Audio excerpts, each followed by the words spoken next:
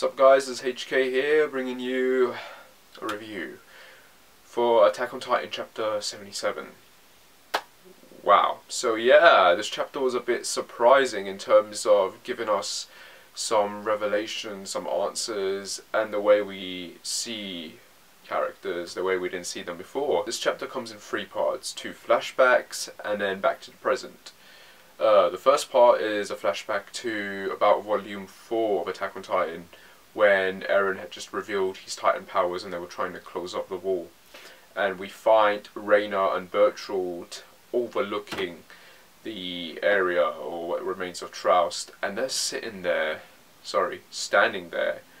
talking about their little plans, like talking about how they might have to change their Titan forms, and how they're annoyed that Eren is going to be closing off the hole that they worked so hard to break in the first place. And they're just standing there, the two of them, talking about this in the middle of an open place where anyone could, you know, just stumble upon and hear what they're saying. And that's exactly what happens, because Marco is the one that ends up overhearing them. And yeah, I think we pretty much realize now at this point what's going to happen, because Marco's death in the manga was one of the most mysterious things to happen, because one minute he was there and the next minute he was dead, torn in half, eaten in half technically, and we never got an answer as to why. And then in the female Titan arc, you know, Annie comes in and she's using his maneuver gear, so you know the big assumption was that she killed him possibly, or stole his gear maybe, we don't know. And this chapter surprisingly answers that in the most messed up, most tragic way that they could. Marco for me wasn't one of the best characters in the series, but he was like the everyday nice guy. Really, he was friendly. You know, he was a nice dude, and you know he was bright. And it's just a shame what happens here, because it's just you'll see when you read the actual chapter yourselves. But what happens here is he overhears the two speaking in it, so he comes in and he's like, guys, you shouldn't be talking like that.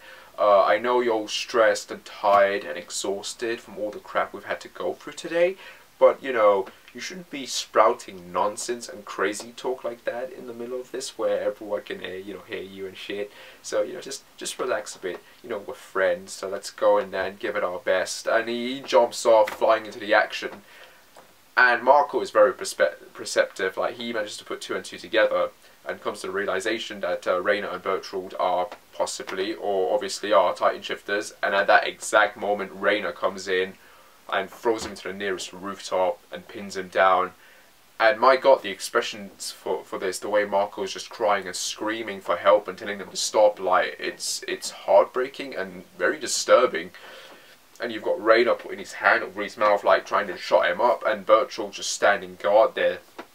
And the next minute you have Annie coming in and trying to, you know, find out what the hell is going on. And it's such a great thing to see Annie again, because she's just been missing from this series for a long time now. So even though this is a flashback, it's nice to see her here. It's nice to see her relationship in a way, because with Reiner and Bertolt and that, because we never really got to see the way these 3 work together as a team, and here you kind of get a little glimpse of it, and it's very, very messed up.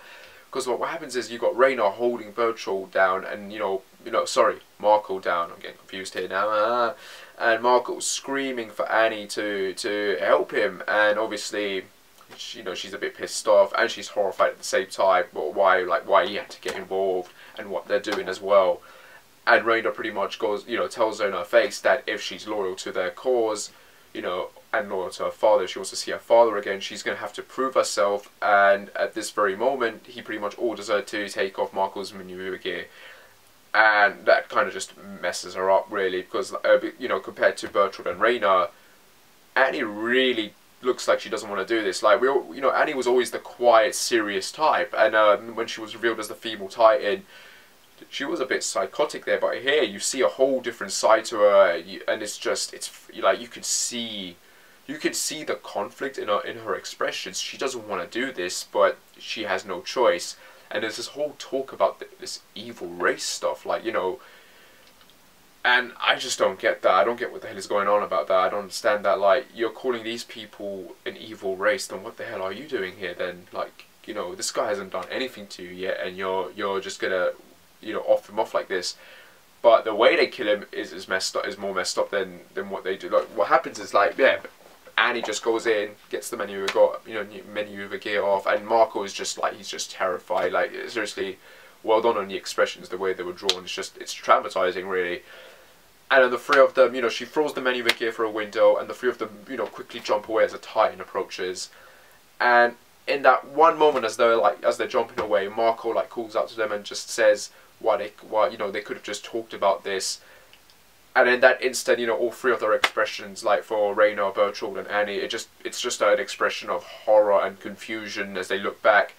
And I think at that moment they realise that they screwed up very badly. That they just sent a comrade to their death, even though they're not from the same area, even though they're from different like parts of the world. They still lived and trained together with Marco and the others for a good 3 or 4 years. So they obviously became pretty close. So it's messed up having to do that to someone who was technically your friend, even if they're meant to be your enemy. This you still work together and shit. And they stand on the rooftop. They look back and they see Marco getting picked up by the Titan and getting chewed on. And Raina's the one who like just kind of loses it. He's like, Marco's getting eaten. And it's like, well, yeah, he's getting eaten. You just left him to get eaten. I mean, you didn't stab him or anything. You didn't break his neck or anything. No, you took his gear off and you left him there to die like a bunch of fucking cowards. And Annie really is the only one out of the three of them who's closing her eyes and crying as this is happening. And like, it shows you a whole different perspective of our character. And you realise, like, these people, these guys are being forced, obviously being forced into this. I mean, they're technically, they did all of this when they were kids, for crying out loud. So they were child soldiers being sent to do this crap, and it's messed up.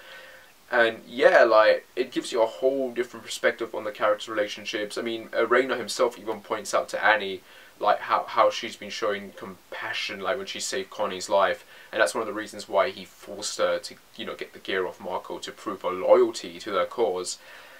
And it's kind of a funny thing, because this kind of incident happens, again, sort of with the characters, because during the Female Titan arch, Annie has the chance to kill Armin and doesn't, and Raina, he has the chance to kill Armin but doesn't. Instead, like, he gives the message to Annie, and then he breaks free and saves Armin's life instead of, just killing him while he's there, because the guy ends up proving to be sort of falling their side.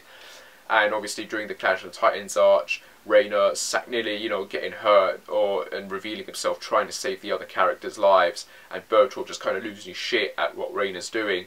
It kind of all comes back to this moment here now, sort of, because like, it really makes Raina out to be a sort of hypocrite, because he's lecturing Annie on her compassion when he ends up showing the same kind of compassion later on. And I guess you could argue that it all stems from this one moment here where they let a friend die and they don't want history to repeat itself again. And like, it just kind of shows the closeness, I guess, that the three of them had with some of the characters, really. I mean, with Annie, you could argue that she wanted to be the quiet type so she wouldn't get close to anyone, and that kind of backfired, I guess. Maybe she did come be close with others.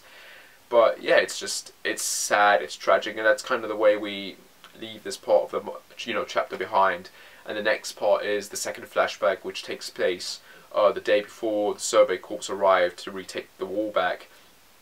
And it's with Raina and Bertold on top of the wall, eating and talking with the Beast Titan in his human form.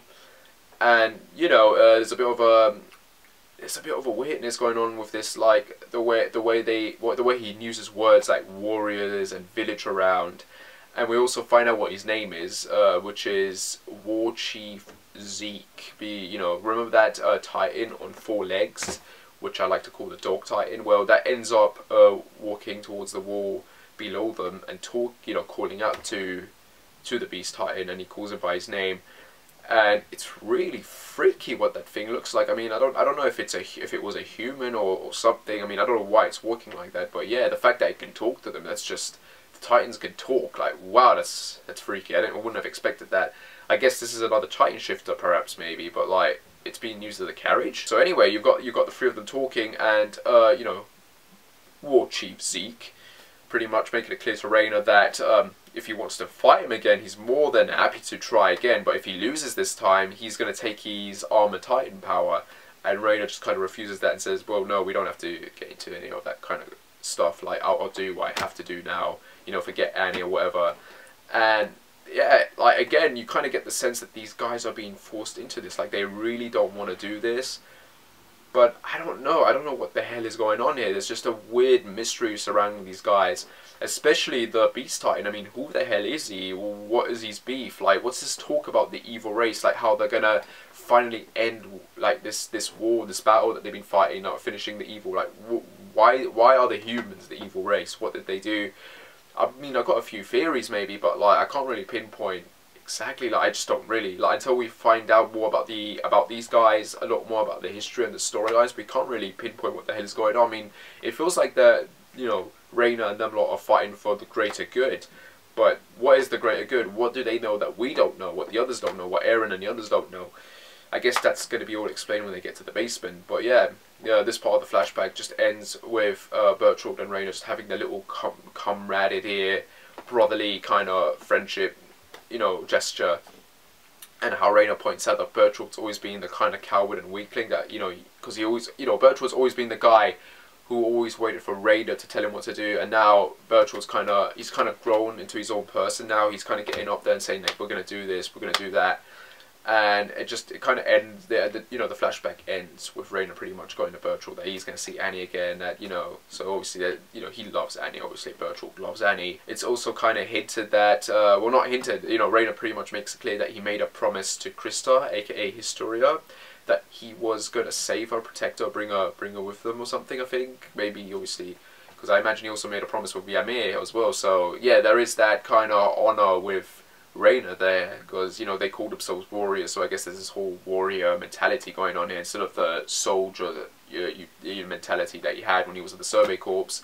So obviously he's very much committed to getting Krista out there as well. What's confusing here is, though, I don't like if the characters realize that Annie's been captured, because they kind of point out that Annie's obviously hiding somewhere, you know, practicing and doing her kicks, and they'll get to her. It almost seems like these guys don't believe that Annie was captured, and at the same time, you know, it seems they have no idea what's transpired in the war so far. What if their enemy was the Rice family and they were trying to get rid of them, and now that they are gone, they have no idea about that? So, you know, that's going to be interesting how that all ties into that. And yeah, the chapter just kind of ends with Reina pretty much going to Bertolt saying that he's got his thing on now, you know, he's toughened up, and he you know, he can rely on him now. He's got, you know, that you both got each other's backs.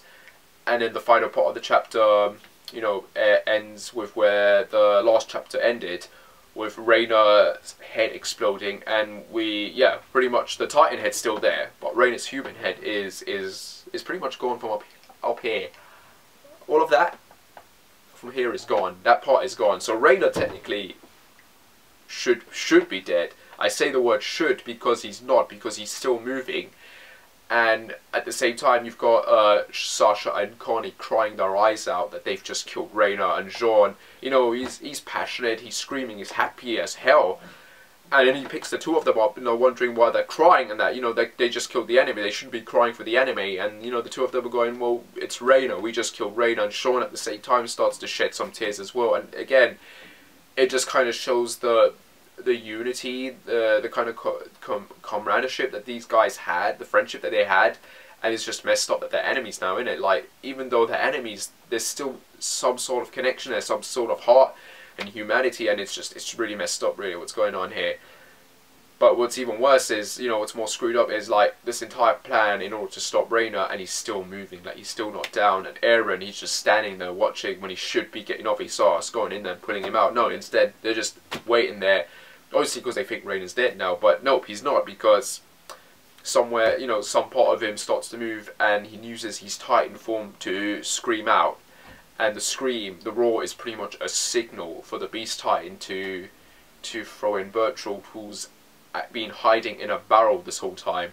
And the barrel is on the back of the Dog Titan, or whatever it is. And the Beast Titan picks up that barrel and he hurls that shit over the wall towards where Reina obviously is meant to be. And Armin, you know, all of them, they're about to go in and attack Reina to finish him off. And Armin, he looks up and he sees that barrel flying in, and he realizes what that means, and he pretty much tells us, you know, he tells Orders 100, everyone else to clear away, because the Colossal Titan is going to smash down on them.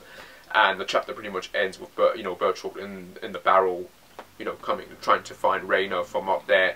And yeah, that's pretty much the end of the chapter, really. A good chapter that finally shed some light on the mystery, on the mystery death of Marco. It gave some humanity to Annie in a way. It developed, the kind of fucked up situation that Reiner and Bertolt all find themselves in. We finally learned what the Beast Titan's name is. This whole talk about an evil race, and I don't know what that's about. I don't know how that's going to tie in with everything we've had so far, but it's very interesting and very weird at the same time. And then obviously the chapter ended with being revealed that Reiner, even though top of his head is gone, he's still alive. He's possibly going to regenerate his head, or maybe he's going to die, I don't know. But one thing is for sure, the Colossal Titan is entering the frame now, and I imagine that what's going to happen is he's going to transform Marlin midair, and he's going to smash down, and that's going to cause a massive, massive, powerful shockwave that's just going to decimate the entire area. So that's going to be brutal as hell next chapter, I imagine. And yeah, that's pretty much it. Very decent chapter, very good chapter. I think one of the best ones we've had so far, just in terms of how it developed Reiner and Bertolt's character in a better way than we previously had. Whether you feel sorry for them is a whole different question. I mean, personally, on one hand, they were responsible for Marco's death, and it really showed them in a bad light. On the other hand, you can kind of see the conflict that's going through them. Like, they really don't want to do this, but they have no choice. And the big question is, why? Why are they doing this? What is their objective? What is their mission? And, I hope we get some answers to that very soon, because Attack on Titan is pretty much entering its final phase, I imagine. We're not on the final arch yet, but I think we're pretty much getting there now. Anyway, that's my review for Chapter 77, sorry, of Attack on Titan. I hope you guys liked it. Yeah, as usual, like, subscribe, whatever. I shall see you when I shall see you. Take care and bye.